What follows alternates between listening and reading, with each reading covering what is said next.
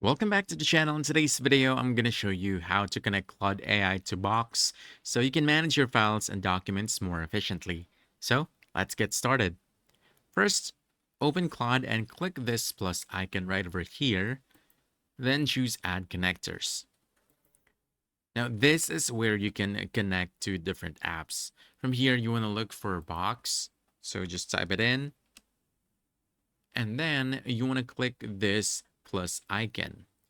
You'll be asked to log into your Box account and approve access. And this allows Claude to securely view and work with your files and folders. Once connected, you are basically good to go. Now, instead of manually searching through folders, you can just ask Claude to do it for you. For example, you can say, find my recent documents or summarize this file, and Claude will pull the information instantly.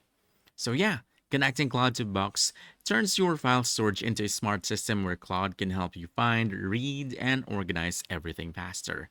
So if you found this helpful, don't forget to hit that like button, subscribe for more quick guides, and I'll see you in the next one. Thanks.